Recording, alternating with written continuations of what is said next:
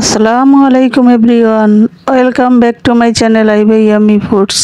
আজকে একটি মজার খাবার তৈরি করব, আশা করি সবার ভালো লাগবে। আর এটা ছোট বড় সকলেরই পছন্দের খাবার। চলুন শুরু করা যাক। বিসমিল্লাহ। আমি প্রথমে একটা চুলায় কড়াই বসিয়ে রেখে তার মধ্যে সামান্য 1 চামচ পরিমাণ তেল দিলাম, 1 মুঠো পেঁয়াজ কুচি, 1 মুঠো রসুনের কোয়া দিয়ে দিলাম।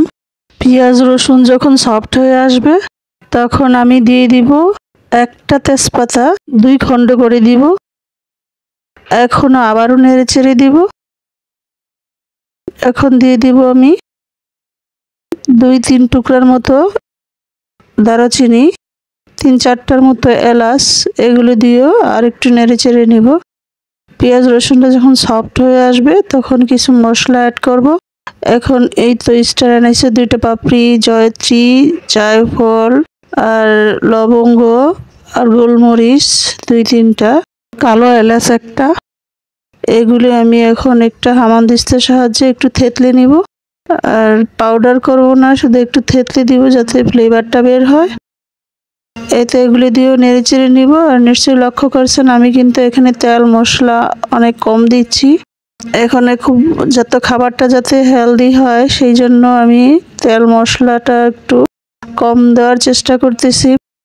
এই প্রসেসে রান্না করলে খাবারটা হেলদি হবে। পেঁয়াজ রসুন যেন না পুড়ে যায় সামান্য একটু পানি দিয়ে দিলাম। পানি দিয়ে আবার নেড়ে চেড়ে নিব। এটা আবারও একটু কষিয়ে নিব। এখন এই পর্যায়ে দিয়ে দিলাম স্বাদ মতো লবণ, মরিচের গুঁড়া 2 চামচ, হলুদের গুঁড়া 1 চামচের মতো, আর দেব এখন আমি একটু জিরার গুঁড়া আর ধনিয়ার গুঁড়া। এগুলো দিয়ে আমি এখন নেড়ে চেড়ে নিব। আবার একটু পানি দিয়ে দিলাম যাতে মশলাটা না পুড়ে যায়।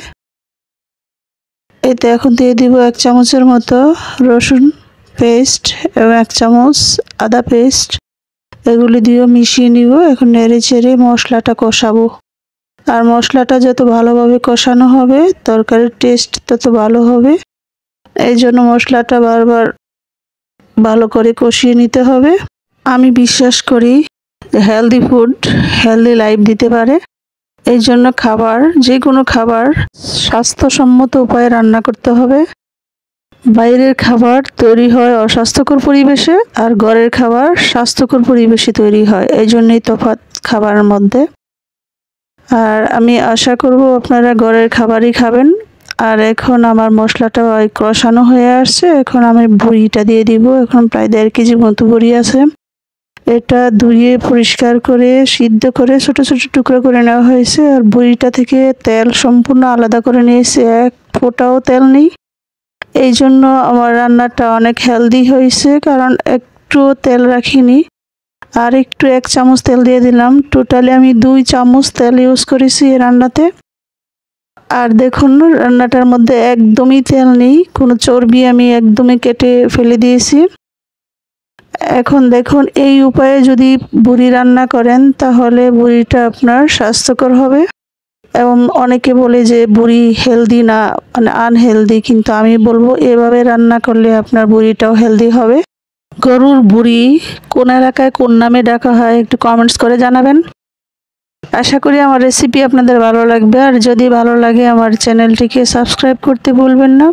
এই মুহূর্তে আমি বড়িটা কষিয়ে নিয়েছি। এখন 2 কাপের মতো পানি দিব।